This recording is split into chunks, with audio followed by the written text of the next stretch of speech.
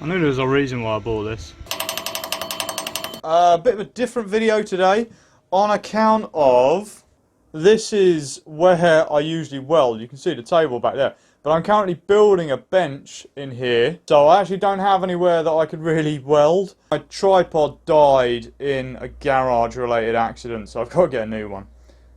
So I thought I'd have some fun today with these locking wheel nut removers, how they work, and if they're any good for stealing out, undoing locking wheel nuts that you don't have the thingy for, right? So I would imagine that these would be pretty hard, but these particular ones are awfully manufactured. You'll notice on the back there it's a 1/2-inch drive.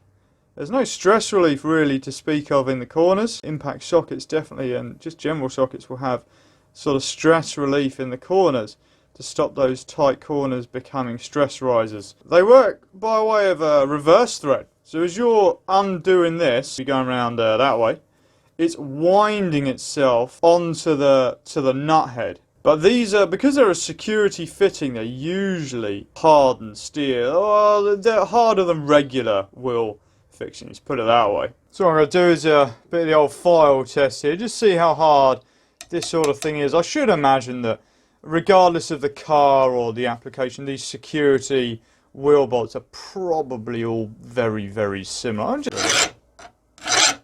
I mean, yeah, it's pretty hard. It's not super hard. Like, this isn't skating right off, but it isn't biting in. So if these threads in here, and I should imagine that this whole thing has the same temper. Don't think the threads are going to be differentially tempered to the rest of the socket. I think it's all going to be the same. These are very inexpensive, so that's pretty tough stuff. That's pretty hard. Yeah, I don't know. I guess we'll grab the Ooga Dooga gun and give him a crack. See if we can. Looks like it might be a little big. Yeah, I can't really get it in there. Try the other one. Oh, well, it fits. The ID is too big to grip onto this, so yeah, can't really do anything about that. Thanks for watching. Plan B, get a socket, bosh it on there.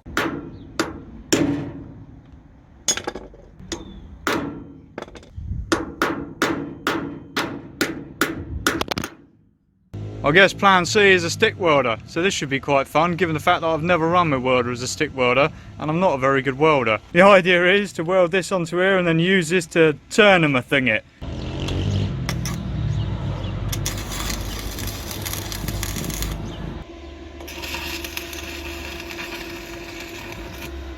And to be fair, for my first time running a stick, it's the first time I've ever really burnt a rod doing anything, my little welder burns it real nice. I mean, it felt good. You know, it looked like other people did on YouTube, you know, that's how I know.